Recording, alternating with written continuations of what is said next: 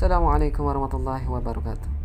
Berikut ini adalah kisah Syekh Abdul Qadir Jailani dan orang tua muridnya. Sebuah kisah inspiratif pada zaman Syekh Abdul Qadir Jailani. Ada seseorang yang memiliki niat jahat hendak memfitnah Syekh Abdul Qadir. Kemudian ia berusaha mencari cara untuk memfitnahnya. Maka ia melubangi dinding rumah Syekh Abdul Qadir untuk mengintipnya. Pada saat itu ia melihat Syekh Abdul Qadir lagi makan bersama muridnya.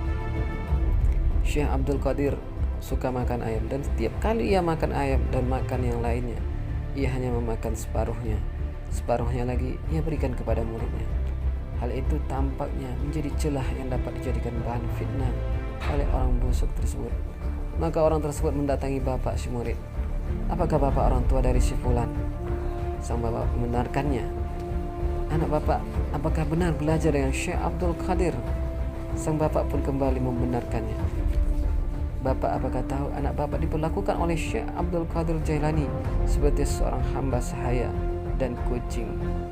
Syekh Abdul Qadir selalu memberikan makan sisa pada anak bapak. Sang bapak kemudian mendatangi rumah Syekh Abdul Qadir. Wahai Tuan Syekh, saya menitipkan anak saya kepada Tuan Syekh bukan untuk jadi pembantu atau dilakukan seperti kucing. Saya antar kepada Tuan Syekh supaya ia menjadi alim ulama. Syekh Abdul Qadir hanya jawab ringkas saja, kalau begitu ambillah anakmu. Maka si bapak tadi mengambil anaknya untuk pulang. Pada saat keluar dari rumah Syekh dan hendak pulang, bapak tersebut kemudian menanyakan anaknya sejumlah hal tentang ilmu hukum syariat. Ternyata seluruh permasalahannya dijawab dengan benar oleh sang anak. Maka bapak tadi berubah pikirannya. Ia tidak jadi membawa anaknya pulang dan mengembalikan sang anak kepada Tuan Syekh Abdul Qadir. Wahai Tuan Syekh, terimalah anak saya untuk belajar dengan Tuan kembali. Tuan didiklah anak saya. Ternyata anak saya bukan seorang pembantu dan juga diperlakukan seperti kucing. Saya melihat ilmu anak saya begitu luar biasa ketika bersama. Maka jawab Tuan Syekh Abdul Qadir, bukannya aku tidak mau menerimanya kembali, tetapi Allah sudah menutup pintu hatinya untuk menerima ilmu. Allah sudah menutup futuhnya untuk mendapatkan ilmu, karena ayahnya tidak memiliki adab kepada guru. Maka anaklah yang menjadi korban.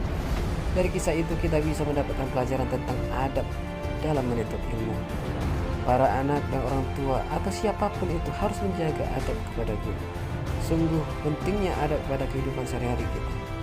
Dari cerita tersebut, seorang ayah yang tidak beradab kepada guru saja bisa membuat anaknya menjadi korban. Bagaimana andai kata si anak sendiri yang tidak memiliki adab, apalagi sampai memaki dan mengaibkan gurunya.